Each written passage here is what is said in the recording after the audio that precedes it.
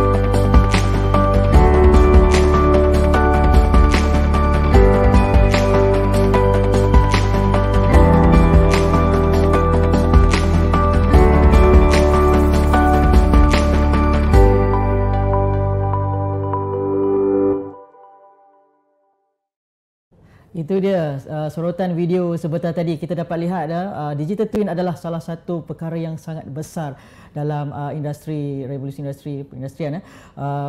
Ini yang kita inginkan. Apakah pengenalan berkenaan dengan yang dimaksudkan dengan digital twin? Silakan Prof. Okay, terima kasih Saudara Faiz. Assalamualaikum warahmatullahi wabarakatuh. Selamat petang. Alhamdulillah.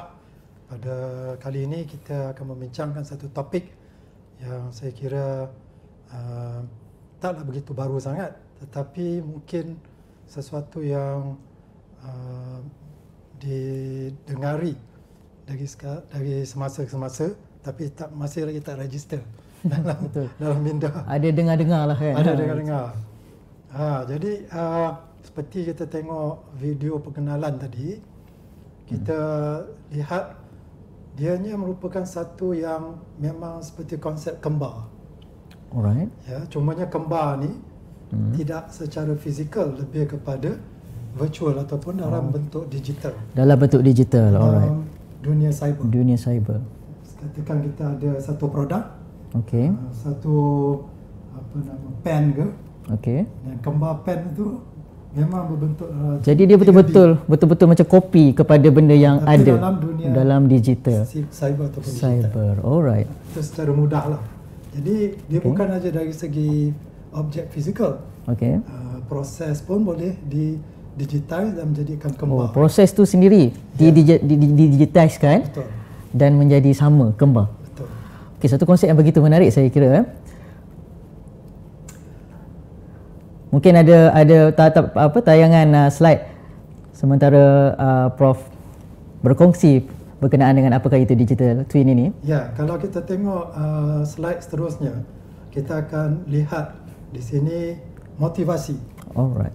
Mengapa ramai di kalangan mereka di sana dan juga di luar dan juga di dalam Malaysia ingin berkecimpung ataupun menggunakan teknologi yang kita panggil digital twin ni. Pertamanya dari segi cost. Ya, dari segi costing ya. Bila kita nak menghasilkan suatu prototype ataupun kita nak melakukan uji kaji dalam prototype yang kita bina tu, dia akan menjimatkan kos. Sebab simulasi itu dilakukan dalam dunia maya. Dia bukan betul-betul fizikal lagi. Itu satu. Alright. Jadi itu akan menjimatkan kos. Dan keduanya dari segi testing yang kita lakukan itu boleh kita lakukan ujian yang ekstrim. Boleh pecahkan. Oh, okey, faham. Maksudnya kalau benda tu membahaya ke, ekstrim ke, so kita boleh buat. Jadi kita boleh create dari segi keselamatan. Itu pun satu yang menarik. Motivasi untuk kita wujudkan kembar digital produk-produk yang kita nak bina tu. Ketiganya dari segi bila kita lihat produk atau proses yang kita nak melihat dia punya kelakuan, behavior dia, kita boleh juga melihat dari segi ramalan. Bagaimana dia boleh berespon. So maksudnya behavior tu boleh diramal lah. Betul. Sebab kalau kita ada dunia maya punya kembar tu, maka kita ubahkan dia punya parameter.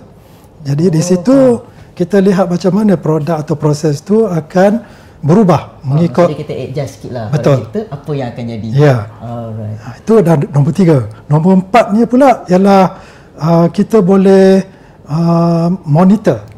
Okey. Ya, kita melihat kepada produk atau proses tu real time. Bagaimana dia akan berubah dari semasa ke semasa. Secara langsung kita boleh monitor. Betul. Umpamanya kalau kita ada sesuatu yang agak kritikal, katakan di SDAC ni ada server farm ke, maka ada pencerobohan.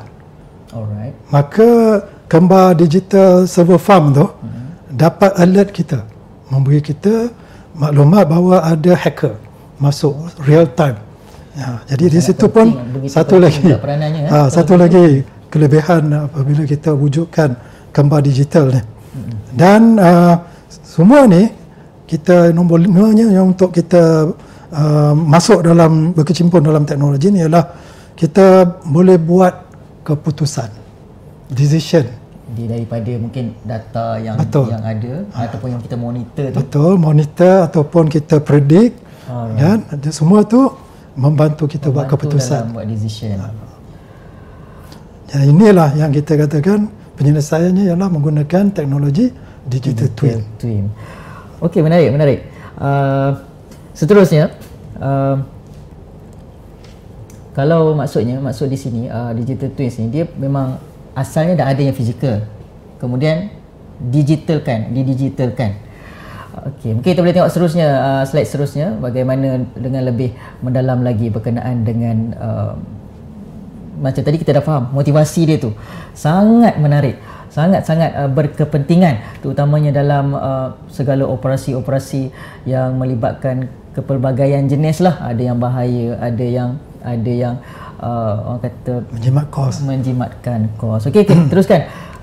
Okey, kalau kita lihat pada slide ni, kita diperkenalkan kepada apa dia benda ni yang kita panggil kembar digital. Okey. So bila kita katakan ia diwujudkan dalam dunia maya ataupun cyber, maka yang berperanan sebagai kembar ni tidak lain dan tidak bukan adalah software representation. Representasi software apa yang objek atau proses yang kita ingin bayangkan tadi itu. Jadi ia tidak melibatkan kos yang begitu besar dan kepakaran yang begitu canggih. Jadi khususnya di Malaysia ni kita mempunyai talent, ya, maknanya boleh dididik, dibentuk untuk masuk dalam bidang teknologi ini supaya dapat memberi sumbangan sama ada dari segi penyidikan ke perundingan, dan ini akan membantu menjana pendapatan dan membantu ekonomi negara, insya-Allah. Insya-Allah. So itu dari segi apa sebenarnya yang digunakan untuk menjana apa yang kita katakan kembar digital itu, iaitu tidak lain tidak bukan komputer software. Maksudnya dia sebenarnya dibangunkan menjadi salah satu software lah. Dia adalah dalam bentuk software. Betul. Alright. Dan lagi hanya tidak terpisah daripada real world ataupun dunia nyata. Data-data yang diambil itu, umpamanya sekarang ada teknologi yang kita panggil IoT, Internet of Things, kan? Ya. So Internet of Things ni dia membenarkan kita accessible kepada data-data real time. Jadi dia macam input tu secara langsung, secara sekarang, secara real time di capture, betul. So bila adanya sensor tu, sensor betul. Sensor tu dia akan dapat, umpamanya paling mudah kita nak mengawal hawa dingin. Dalam satu dewan ke dalam satu bilik ke, maka data daripada sensor tu dimasukkan umpamanya dalam cloud ke, apa dalam server ke. Jadi di situ melalui teknologi digital twin ni dapat kita monitor dan peranan-peranan yang saya sebutkan tadi lah. Baik. Kalau begitu dari segi apa yang Prof Datuk ceritakan tentang dia menjadi salah satu software yang boleh monitor, boleh buat macam-macam perkara-perkara yang menjana dan juga menjimatkan kos. Saya lihat perkara ini memang salah satu yang mempunyai kelebihan yang sangat banyak. Mungkin ada contoh-contohnya tak, ataupun di dalam landscape yang lebih besar tentang benefits, kelebihan digital twins ni? Okey. Kalau kita pergi kepada slide seterusnya, ini adalah sebagai ringkasan kepada benefit ataupun kelebihan kalau kita berkecimpung dalam kembar digital ni. Secara ringkasnya, dia dapat membantu kita meningkatkan produktiviti sama ada dari segi individu ataupun di peringkat organisasi. Ini sangat penting kerana dekat Malaysia ni kita tahu Malaysia sebagai trading nation. Dan kita masih lagi dalam belenggu yang kita panggil middle income nation. Kita masih lagi belum dapat pergi ke negara industri, advanced country nation. Jadi kalau kita nak melepaskan diri kita daripada belenggu middle income ni, kita kena tingkatkan produktiviti. Betul. Dan untuk tingkatkan produktiviti ni, kita tak boleh lari daripada meningkatkan inovasi kita. Inovasi dan kreativiti. Add value, tambah nilai. Tambahan. Jadi kalau di peringkat universiti, di peringkat tamhidi ke, di USIM ni, di peringkat fakulti, kita kena mendapatkan satu formula untuk pelajar-pelajar bagaimana mereka boleh tingkatkan dia orang punya inovasi itu.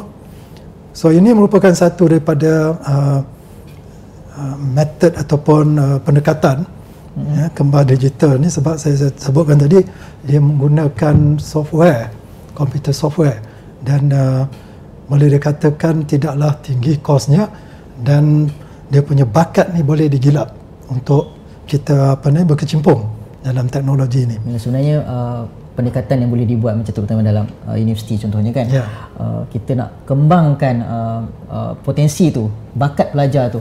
Kalau ada orang kata lapisan daripada muda lagi, kita dapat orang kata mencetuskan inovasi dan kreativiti, itulah ke arah itulah yang mampu merealisasikan perkara inilah. Betul. Jadi di kalangan pelajar-pelajar dan juga di kalangan pengajar, tenaga pengajar, ini merupakan satu peluang lah. Betul. Maknanya bukan satu yang kompleks dan bukanlah satu yang nampak sebagai teori dan boleh dipraktikkan insya-Allah. Di samping kita berkecimpung dengan teknologi ini, dia akan mengasah kita punya pemikiran, kreativiti dan inovasi. So kalau kita tengok slide seterusnya, soalan Faiz tadi seperti yang ditunjuk dalam video secara ringkas awalnya tadi, kalau kita lihat pada slide ini adalah satu contoh di mana teknologi ini digunakan di Amerika Syarikat ya dalam konteks tenaga nuklear, dia punya reaktor. Jadi dia boleh dari segi monitor, pengawasan dan juga mengawal dia punya operasi. Umpamanya kalau ada pencerobohan dari segi ancaman cyber, dia boleh trigger sebagai satu amaran bahawa ada pencerobohan berlaku. Jadi di samping itu dia akan lihat pada tahap kesihatan, health status atau dia punya pengoperasian sama ada reaktor itu sihat atau tidak. Jadi ini dia gambarkan melalui gambar digital reaktor sebenarnya. Yalah, macam kalau tengok dalam gambar tu sebenarnya yang fizikalnya memang dah ada. Betul. Tapi dalam masa yang sama secara digitalnya betul-betul sebiji semua kembarnya kan juga beroperasi macam yang betul. Dalam masa yang sama memang kita akan dapatlah segala datanya kan, segala status.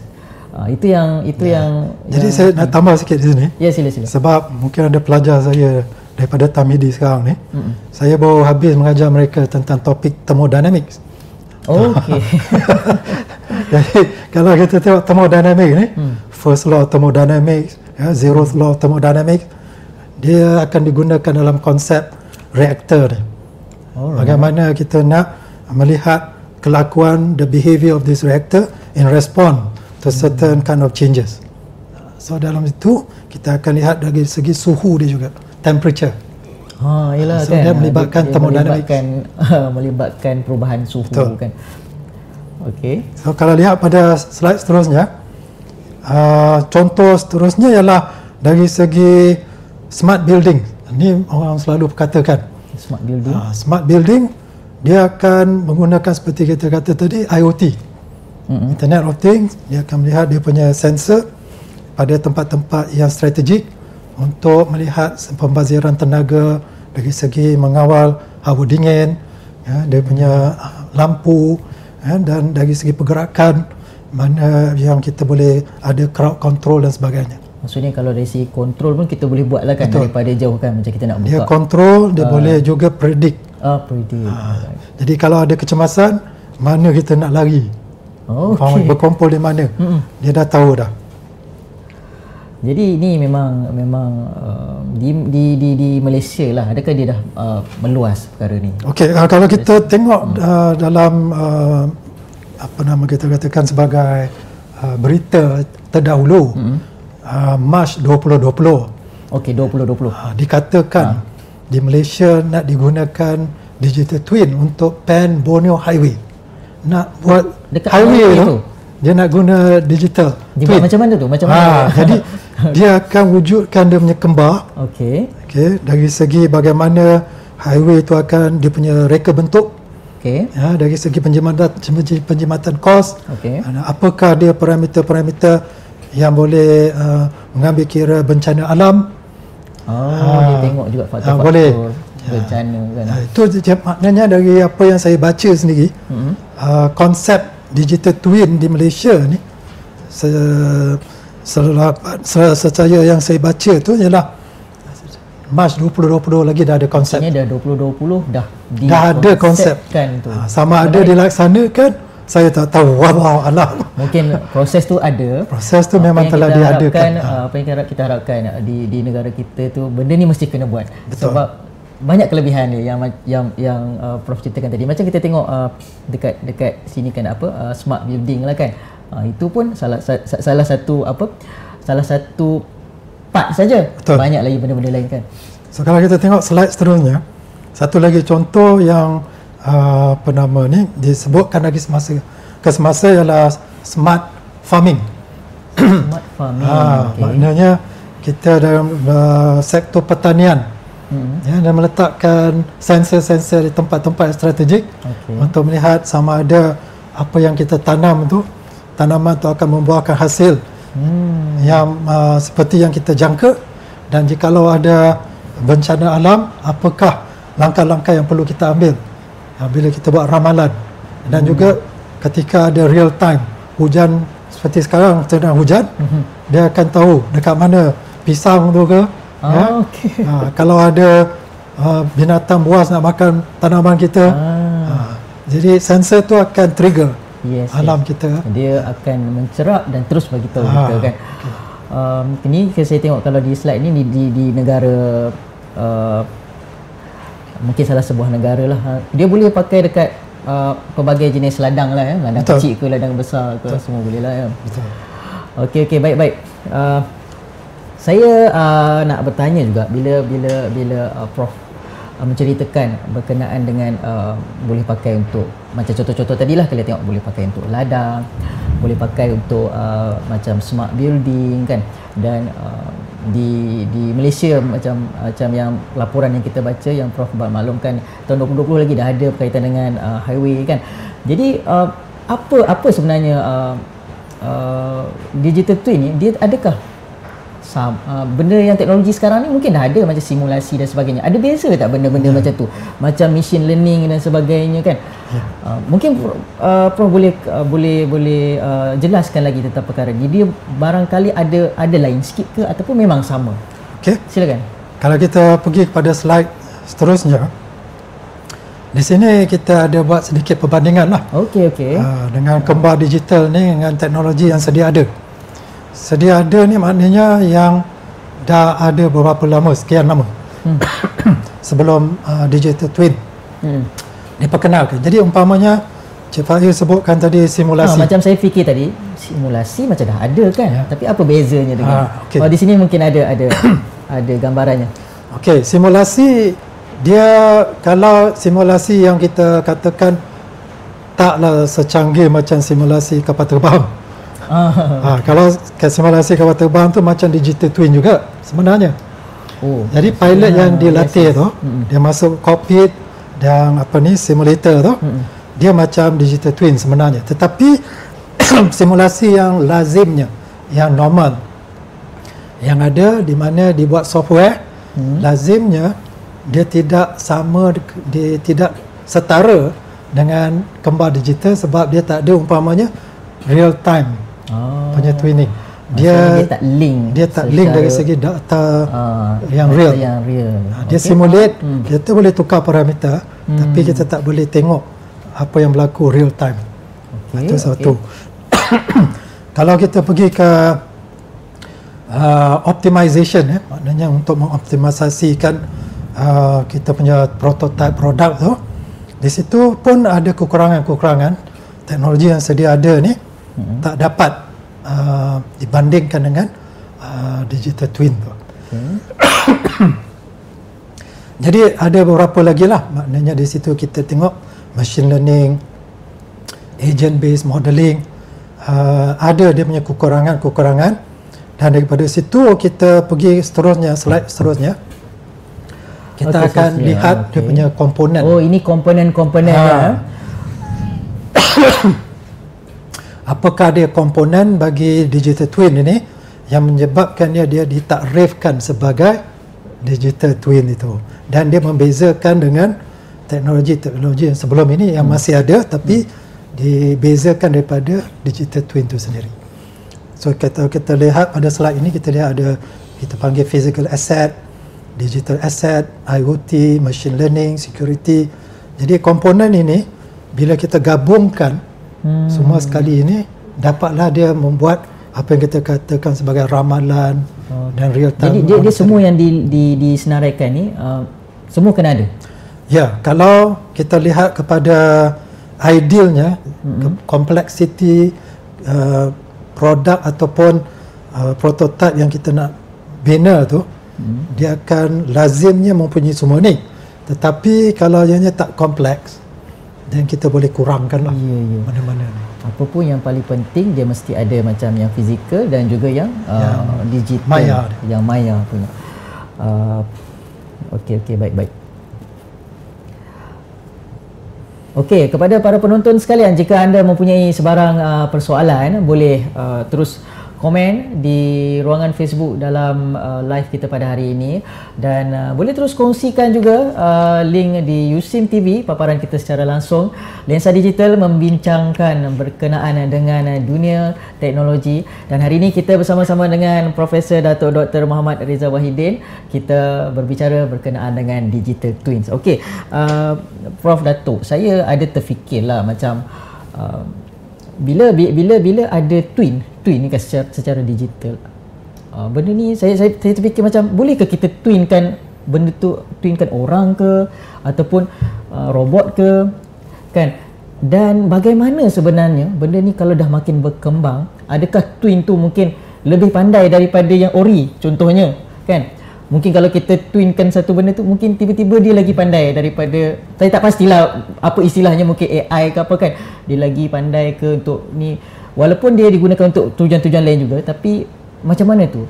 Dan mungkin Prof boleh kongsikan juga dari segi, ada tak penyalahgunaan teknologi ini tentang digital twins ini? Silakan. Okey. So soalan yang bagus, sebab ni dah masuk kepada fasa kedua lah kita punya perbincangan. Benar. Yang pertama tadi ialah pengenalan dan juga dari segi manfaat. Ya, dari segi manfaat kembar digital ni. Dan fasa kedua ni pula ialah dari segi cabaran. Tadi mungkin dari segi peluang, sekarang ni dari challenges, cabaran. So kalau kita ada pisau pun, teknologi yang sekarang tak dikatakan canggih. Dulu bila pisau dah ada, zaman dulu kira dah canggih lah, nak menggunakan untuk memotong sesuatu. Kalau pisau tu sendiri jatuh pada tangan yang menggunanya untuk kebaikan ataupun sesuatu yang tak baik, dia terpulang kepada tangan dia, tuan mempunyai tangan tu kan, tuan tu. So mana-mana teknologi pun lazimnya macam itulah dia punya karakter, iaitu ada kebaikan dan keburukan. Cara tu sebenarnya, betul, nak guna kepada teknologi. Dia juga berkaitan dengan nawaitu lah. Tangan tu dikaitkan manusia ni, dikaitkan dengan dia punya niat yang dekat hati tu. Jadi, kalau kita gunakan pisau, ada contoh tadi, untuk motong daging, ikan, untuk masak, tujuan manfaat lah kan, manfaat. Kegunaan kita tu kan. Tapi kalau kita guna pisau tu untuk nak merompak, ya, nak melukakan seseorang, itu dah jadi satu perkara yang lain pula. Betul, faham. So benda macam digital twin ni pun sebenarnya begitulah juga. So kalau kita nak gunakan untuk kebaikan tadi, ya, untuk mengoptimalisasikan kos dari segi pengawalan sistem, bagus, itu adalah satu yang nampak positif. Tapi yang merisaukan ialah dari segi cabaran yang negatifnya pula, iaitu apabila kita ada kembar digital ni, kita ambil contoh teknologi yang ada sekarang ni, iaitu teknologi yang dipanggil deepfake. Oh, deepfake, saya pernah dengar deepfake. Deepfake ni dia boleh buat macam image seperti Obama, Presiden Amerika Syarikat dahulu. Bahaya tu orang lain yang bercakap, tapi suara keluar macam suara Obama, dan pun sama, muka dia sama. Muka pun sama. Yang ini kita panggil evil twin. Oh, evil. Okey. Dia twin juga. Dia digital twin. Okey. Tapi evil digital twin. Oh, artinya dia dah macam dari sudut yang negatif ni bahaya jugalah. Ya. Kan. Jadi dari segi ancaman cyber, boleh katakan every other day kita dengar daripada berita-berita yang dikongsikan daripada saluran media utama, umpamanya, iaitu scam. Bagaimana ancaman cyber dikaitkan dengan scammer. ramai yang terpedaya dan berjuta-juta duit kehilangan dalam ancaman scam yang dikaitkan juga dengan cyber threat ni. Okey, jadi benda yang kita ceritakan tentang cyber threat ataupun ancaman cyber ni, sebenarnya dia juga ada kaitan dengan yang kita panggil social engineering. Okay, social engineering ni dia berlakon menyamar. Kita lazim dengar, selalu dengar bagi pihak LHDN, bagi pihak bank, itu menyamar lah tu. Itu ya sebenarnya elemen ni lah, social engineering tu lah. Betul. So bila dia menyamar dan kita dah ada teknologi seperti deepfake ni, dah bawa satu ke peringkat yang lebih canggih. Yelah, dia lebih advance lah. Terus percaya. Macam mana tak percaya? Kan? Kalau kita punya mak cakap minta duit. Betul lah, betul. Kan? Itu mak kita cakap dia kereta rosak ke, dia terkandas di mana ke. Betul. Suara dan muka dah macam mak. Suara sama tu. Muka pun sama. Macam mana kita nak cakap tak boleh. Sekarang ni macam semalam saya tengok ada amaran kan daripada pihak kita punya pihak mengatakan ada email palsu mengenai naib chancellor kita. Ya, betul. Itu kira tak canggih lagi. Itu kira basic lah kan. Itu mesej je. Mesej saja kan. Tapi kalau dah muka dah minta, saya pun ada terpengaruh tu kan. Jadi sebab tu kena ada pengetahuan tu kan. Kena tahu kata okey, sekarang ni deepfake ni mudah ke nak buat benda tu, ataupun mungkin dah ada tools kan. Dah ada tools So memang dah ada. So sekarang cumanya dia dikaitkan dengan apa yang Cik Faiz dengan Cik Joseph 2 hari 3 hari lepas. Yes, Metaverse. Tentang metaverse. Betul. So kalau kita masuk kepada satu peringkat cyber world ataupun dunia metaverse ni, itu dah lebih canggih dah. Maknanya kita mempunyai representasi dalam metaverse, dan orang lain yang dalam metaverse tu pun mempunyai representasi, dan kita perlu kepada satu pendekatan teknologi untuk mengesahkan itu adalah dia dan itu adalah saya. Betul. Kalau tidak, kita ada masalah. Saya rasa lagi mudahlah kita menggunakan teknologi yang sedia ada seperti deepfake. Muka dah macam tu, suara dah macam tu, and then kita pun tak pasti mana satu yang betul, mana satu yang tak betul. Ya. Sebenarnya benda ni adalah dia adalah risikonya kan. Dia adalah yang apa yang kita berbual ni, sebenarnya kita nampak cabaran tu memang kuatlah cabaran ni. Adakah pendekatan-pendekatan nak menghalang benda ni ataupun nak kawal bahaya-bahaya yang mendatang ni? So kalau kita tengok slide seterusnya ni,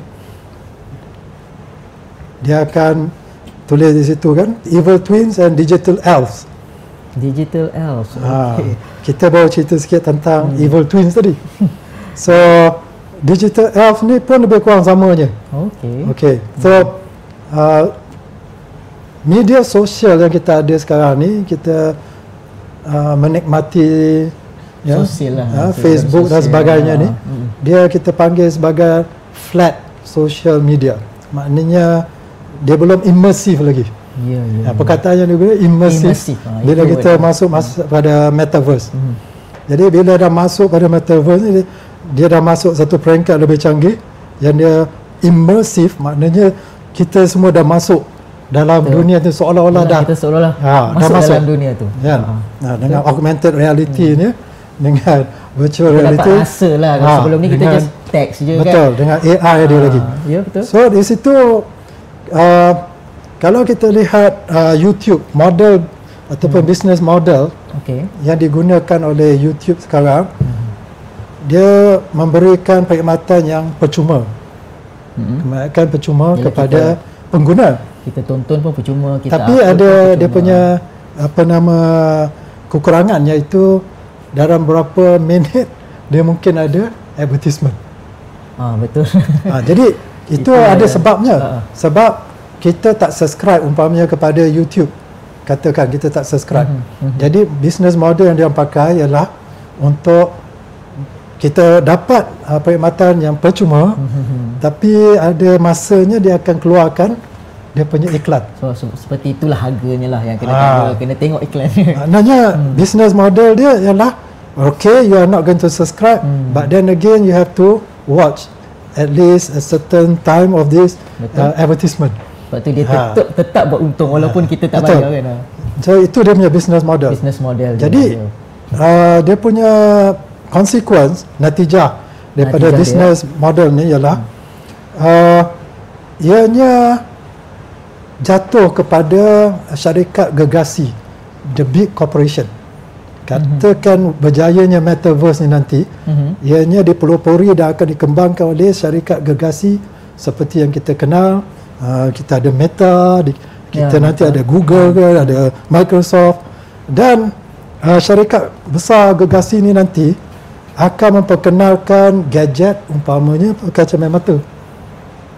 So mata tu dia akan lihat apa-apa yang kita nampak dalam metaverse.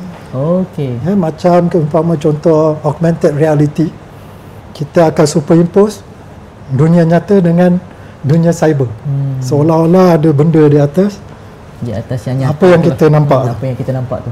Jadi kaitkan dengan business model yang saya katakan dengan YouTube tu sebagai contoh. So business model itu akan memaksa pengguna untuk ditawarkan iklan, umpamanya produk-produk yang kita tak mahu pun dia akan ditunjukkan. Umpamanya kita sampai ke KL Central ke, kepada Twin Tower kita, KLCC. So bila metaverse ni dah sampai satu tahap yang dah boleh dikembangkan seperti yang dikehendaki, maka melalui gadget-gadget ni, kalau kita tak pakai gadget, seperti juga smartphone, kita akan rasa ketinggalan. Dia jadi ketinggalan lah kan. Satu hari nanti bila maklumat yang agak penting tu kita tak dapat. So lambat laun seperti smartphone pun kita semua macam kena ada. Sekarang so nanti kan gadget dulu yang ada pakai Google gelap ni. Itu yang macam virtual reality. Tapi lama-lama bila dia buat macam cermin mata, and then semua orang nak pakai. Yalah, kita mungkin menuju ke satu hari yang macam tu. Dan sekali apa yang kita pakai ni sebenarnya dah gadget dah. Jarang gadget. Dan business model tu dia kaitkan dengan profiling. Okay. So apa yang kita ada sekarang ni pun Google ke, bila kita buat search, dia profile kita. So data-data peribadi kita ni kalau tak dijaga dengan baik, dia akan jatuh kepada pihak ketiga. Jadi profile ni sangat canggih sebab dia akan tahu mata kita kalau lihat pada suatu objek tu berapa lama. Apa yang menyebabkan kita punya jantung ni berdegup lebih laju. Apakah yang kita punya kegemaran? Suara yang macam mana kita suka? Muzik apa yang kita suka? Jadi last kali memang dia akan kenal lah kita ni. Jadi dia akan perkenalkan.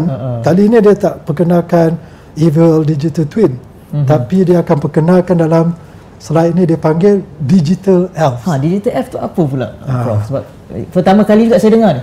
Okey. ELF, kalau ELVES ni plural. Okay, kalau plural. Singular, ELF. Dia merupakan akronim singkatan bagi Electronic Life Facilitator. Oh, Electronic Life Facilitator. ELF tu. Okay. Macam kita tanya kepada kita punya komputer ke smartphone, Siri kan. Oh, itulah.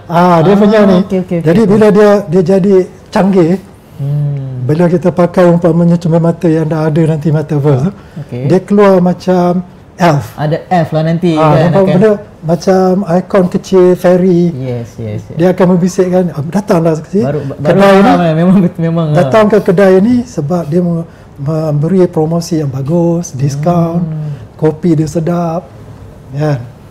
Jadi dia jadi pendamping. Pendamping ya. Okey, itu istilah yang rupanya dalam dunia digital nanti memang satu hari nanti kan akan ada benda ni. Maksudnya dia akan mendamping kita bila dah berkembang sehingga pakai spek, dia boleh datang kepada kita.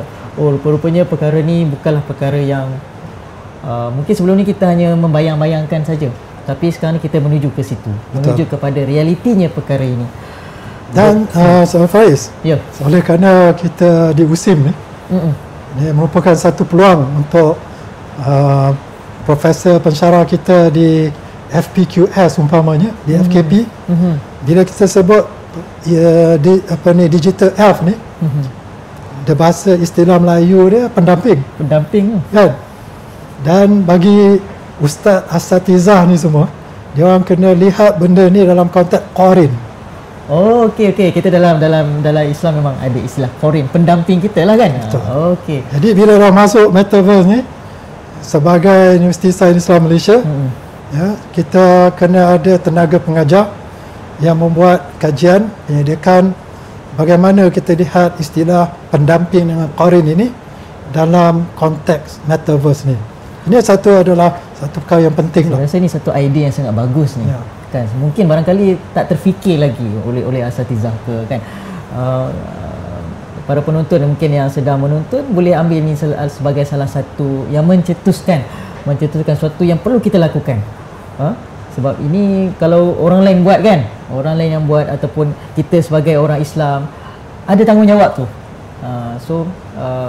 Kalau tidak kita ketinggalan lah. Kalau tidak nanti yang tidak baik itu yang banyak daripada yang baik. Okey, adakah kita ada soalan di Facebook sana? Okey, saya kira mungkin nanti soalan-soalan nanti kalau kita tak sempat jawab pada kali ini di sesi live ini, mungkin kita akan jawab secara komen lah di ruangan Facebook. Saya tertarik dengan yang Prof Datuk cakap tentang Universiti Islam Malaysia dan Islam tu. Kalau di dunia Islam tu, apa sebenarnya tanggungjawab yang perlu kita lakukan mendepani realiti digital twin ni, ataupun apa sebenarnya yang perlu kita perjuangkan, memastikan kita tak ketinggalan. Maksudnya kita nak lihat landscape dunia Islam. Silakan. Okey, kalau kita lihat digital twin ini, seperti yang kita bincangkan tadi, ia merupakan satu teknologi. Ya, dan ada kebaikan dan keburukan dia. Kebaikan dia kita dah kupas sedikit sebanyak, ada manfaatnya. Dan dari segi keburukan pun kita ada beri sedikit dia punya gambaran. Jadi kalau tidak dikawal ataupun diberikan perhatian, maka ianya akan jadi lebih canggih lagi daripada scam-scam yang kita dengar sekarang ni, sebab dia dah tak boleh fikirlah macam mana nak membezakan realiti dengan yang maya tu. Dalam masa penipuan tu lagi senang nak buat. Ya, sebelum betul. ni just biasa flat biasa pun dah orang dah tertipu. Betul. Apatah lagi kalau dengan jadi yang sama kan. Jadi twin saya kaitkan sedikit di sini kepada business model yang sebut tadi. Okey, kalau business model YouTube yang kita sebut tadi diteruskan juga dalam metaverse ni, maka kawalan terhadap syarikat-syarikat yang mengendalikan metaverse ni mungkin tidak berkesan. Sebab kita tidak subscribe, kita tak bayar iuran pada syarikat. Syarikat tu menawarkan benda free, tetapi adalah benda-benda yang dia akan tonjolkan secara dari semasa ke semasa. Jadi itu merupakan satu cabaran kepada kerajaan umpamanya, bagaimana nak mengawasi dan to a certain extent to control mereka yang operator metaverse nanti. Kan? Macam kita ada di pihak Google, pihak Meta, these are big companies, and without the proper form of regulation, satu kawal selia yang betul, dan ini akan memberikan satu kesan yang buruk jugalah pada pengguna-pengguna. Jadi dia kena imbangi. Satu, dia tak boleh kontrol kuat sangat, but you need some form of regulation and some form of security, peace of mind. That one needs to protect the consumers. Mekanisme itulah, mekanisme untuk protect the consumers. Okey, terima kasih kepada yang bahagia Profesor Datuk Muhammad Riza atas perkongsian. Mula-mula kita mengupas tentang apakah itu digital twin. Saya kira para penonton sekalian sememangnya dapatlah secara ideanya tu. Kemudian kita lihat benefits yang sangat besar, dan perkara ini yang perlu kita kita kena kejarlah, kita jangan ketinggalanlah tentang teknologi ini. Mungkin sebelum kita berakhir pada hari ini, saya ingin berikan peluang kepada Prof Datuk untuk berikan sedikit kesimpulan kepada penonton kita dan mungkin harapan. Silakan. Okay, terima kasih Cik Faiz. Teknologi, mana-mana teknologi lazimnya selalunya tak ada masalah dari segi kebaikan manfaatnya, dan bila ianya diperkenalkan teknologi tersebut, kebaikan juga diikuti dengan keburukan yang negatif. Jadi dikaitkan dengan nawaitu juga, niat seseorang ataupun organisasi sama ada menggunakan teknologi itu untuk kebaikan ataupun keburukan.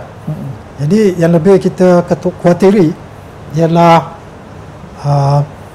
syarikat ataupun company yang akan offer teknologi-teknologi yang seperti metaverse ni, ya, di mana wujudnya digital twin, evil twin dengan digital elf ni, kalau mereka tak diberikan some kind of guidance, form of regulation, jadi mereka mungkin boleh buat apa saja yang mereka suka. Jadi is not good untuk pengguna lah, for the consumers. So secara kesimpulan, so insyaAllah teknologi is okay, but the people behind the technology, the people use the technology, that is the big question mark. Wallahu a'lam bishawab. Alhamdulillah, demikianlah tadi yang boleh kita rumuskan pada hari ini. Teknologi itu is okay, teknologi tidak ada masalah. Bagaimana kita menggunakan teknologi, bagaimana kita memanfaatkan ke ataupun kita menyalahgunakan teknologi tersebut. Justru topik pada hari ini digital twin, semoga kita dapat sama-sama mengambil manfaatnya, menimba ilmu daripada expert yang kita jemput pada hari ini. Kita mengucapkan ribuan terima kasih kepada Yang Bahagia Profesor Datuk Dr. Muhammad Rizal Wahidin atas kesudian berkongsi khazanah ilmu. Kalau kita tidak korek khazanah tu, kita tak dapat. Saya kira ramai orang yang baru faham sebenarnya apakah itu digital twin pada hari ini, kelebihan-kelebihan dia dan juga cabaran-cabaran dia.